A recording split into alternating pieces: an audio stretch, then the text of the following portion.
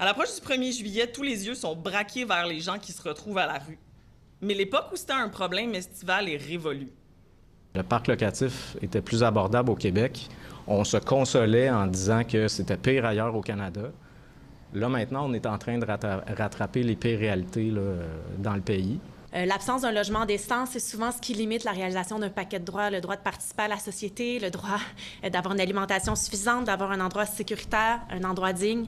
Le droit à la santé aussi est menacé lorsqu'on n'a pas un logement abordable, un logement décent. À 4 jours du 1er juillet, des organismes en logement, en itinérance et en santé mentale lancent un cri d'alarme et font état d'une crise sociale d'envergure. Les logements se font encore plus rares et plus coûteux que par les années passées. Au Québec, ce serait 1300 ménages qui seraient encore à la recherche d'un toit. À Longueuil, il y a aussi des gens qui cherchent un logement. La mairesse Catherine Fournier se joint à nous ce soir. Bonsoir, Madame Fournier. Bonsoir. Alors, est-ce que vous avez une idée du nombre de familles à Longueuil qui se cherchent un logement comme ça à 4 jours du 1er juillet? Depuis quelques années, en fait, depuis mon arrivée en poste en tant que mairesse, on a mis sur pied un comité urgence logement et maintenant qui est pérennisé à l'année. Donc, on fait de l'accompagnement de familles, de ménages qui sont à la recherche d'un logement. Puis c'est sûr que les activités sont accentuées là, dans le cadre du 1er juillet. Puis en date de ce matin, en fait, les dernières statistiques que j'ai obtenues, c'est que le comité accompagne 19 ménages présentement. Mais on s'attend à ce que ce nombre-là augmente, là, souvent de façon assez importante dans les journées autour du 1er juillet. Puis on a déjà 7 familles qui ont été placées en hébergement d'urgence parce qu'on sait qu'ils ne trouveront pas d'appartement pour la date fatidique du 1er juillet. Pourquoi on sait qu'ils ne trouveront pas d'appartement? Parce qu'il n'y en a pas suffisamment? Parce qu'ils ne sont pas capables de se payer un logement?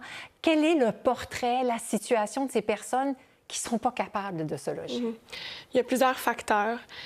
Évidemment, parfois, dans le cas des familles, c'est qu'on cherche un logement qui va répondre aux besoins en termes de taille, par exemple. Donc, on a besoin d'un certain nombre de chambres parce qu'on sait qu'autrement, ça peut avoir des effets sur la santé. Parfois, c'est effectivement un manque de disponibilité en fonction du budget. Donc, il y a plusieurs facteurs qui font en sorte qu'on n'y arrive pas. Parfois même, c'est finalement le fait qu'ils ont su à la dernière minute qu'ils ne pourraient pas finalement demeurer dans leur logement pour toutes sortes de raisons. Donc, il y a autant de situations différentes qu'il y a de cas d'accompagnement, mais c'est certain qu'on voit à travers les années là, que ce nombre-là augmente. Puis, comme je le mentionnais, il y a 3 ans, il n'y avait pas de comité permanent à Longueuil pour faire de l'accompagnement en logement. Maintenant, il y en a un parce que c'est clairement un besoin.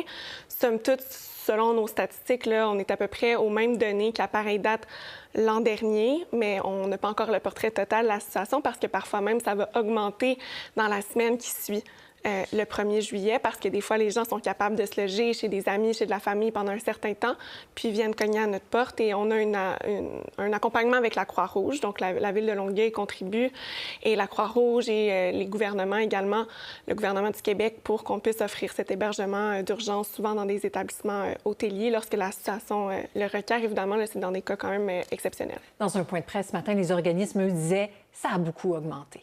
En raison, puis je le disais, là, des coûts des logements, notamment. Et est-ce que vous avez l'impression que vous avez les ressources nécessaires pour faire face à la situation actuelle ou il faut aller à une vitesse supérieure? Ah, c'est clair qu'il faut aller à une vitesse supérieure. Je crois que tout le monde est mobilisé, heureusement, notamment au niveau municipal. L'ensemble des villes tentent de trouver des moyens et rivalisent là, de créativité pour trouver des réponses à la crise du logement, qui est évidemment au cœur de la problématique à laquelle on fait actuellement face. On travaille également avec les autres paliers de gouvernement, mais ça prend encore une meilleure concertation parce que les rôles et les responsabilités sont un peu éparpillés. Tout le monde tente de mettre en œuvre des solutions, mais c'est parfois ça renvoie la balle. Aussi, oui. C'est vrai. Vous avez raison, mais je pense que, comme je le mentionnais, il y a eu une responsabilisation du milieu municipal, mais même si on accroît, par exemple, la construction, même si on accroît notre volonté de préserver des immeubles de la spéculation, par exemple, pour les rendre communautaires, donc qui soient abordables de façon pérenne, c'est des démarches qui prennent du temps. Donc, la crise du logement, on aurait dû la voir venir il y a déjà bon nombre d'années. Il n'y a pas d'action, malheureusement, qui avait été posée à ce moment-là. Là, tout le monde s'est un peu réveillé dans l'urgence dans les derniers temps, dans les dernières années. Puis, c'est certain que dans ce qu'on met en place actuellement, bien, il va y avoir un délai. Puis là, on fait face à une situation qui va se détériorer et qui a des effets très, très graves dans la population. C'est assez dramatique ce que vous dites là, parce que je vous ai déjà entendu dire que le logement, c'était tout au haut de votre liste de priorités en tant que mairesse. Et ce que vous me dites, c'est que malgré tout, ça va se détériorer avant de s'améliorer, j'ose l'espérer, là. Oui, c'est ça, on travaille, mais en fait, je suis réaliste quand je vous dis ça, parce que quand on construit, par exemple, on a un projet qui se met en branle, nous, cet été, 84 unités de logement pour des personnes qui sont à risque d'itinérance.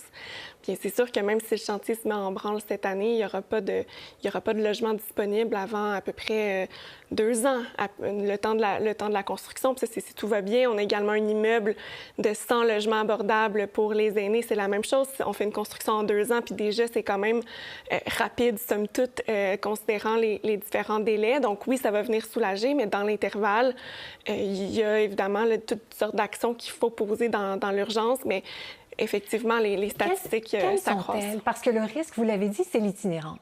C'est presque automatique. Là. Si on n'a pas de logement, bien, les gens vont se finir par se retrouver à la rue. Et vous avez vécu cette problématique-là de façon assez intense là, à Longueuil. Il y a eu de la tension au cours des dernières semaines. Donc, est-ce que c'est possible d'éviter que les personnes qui se retrouvent comme ça en situation de très grande précarité parce qu'ils ne trouvent pas de logement ne se retrouvent pas à la rue? Oui. Évidemment, il y a le logement social qui est une réponse. Puis j'entendais les groupes ce matin, c'est certain, mais comme ça aussi, ça prend du temps, même si on investit, mais clairement que tous les gouvernements doivent contribuer davantage. En tout cas, nous, comme ville, on se met à disposition, puis on est en train de mener plusieurs projets sur le territoire. Cela dit, on offre un accompagnement, comme je le mentionnais, puis par exemple, l'année dernière, dans les familles qu'on a accompagnées qui ont bénéficié des programmes de la Croix-Rouge, il n'y a personne qui s'est retrouvé à la rue dans ces gens-là. On est, par contre, au carrefour de plusieurs crises. Il y a la crise, oui, du logement, mais on mêle ça avec la crise des opioïdes, des surdoses. On mêle ça aussi avec la crise des ressources en santé mentale. Donc, c'est toute cette conjoncture qui fait en sorte qu'on a, oui, une hausse dramatique de l'itinérance sur le territoire de Longueuil, sur le territoire de la région métropolitaine, mais à l'échelle du Québec et même plus encore à l'échelle de l'Amérique du Nord. Hier, je parlais avec des homologues d'un petit peu partout, donc aux États-Unis, au Canada, puis tout le monde fait face à cette situation-là. Puis quand on voit une situation qui s'est dégradée, comme en Californie, où il y a énormément de campements, même qui deviennent institutionnalisés, moi, je suis convaincue qu'au Québec, on a la possibilité, parce que la situation n'est pas encore aussi pire qu'elle est ailleurs aux États-Unis ou dans l'Ouest canadien, on a la possibilité, si on accroît notre concertation, de venir prévenir puis de trouver des solutions pour éviter la dégradation en ce sens-là. Je suis convaincue qu'on a tous les outils. Il faut maintenant se mobiliser.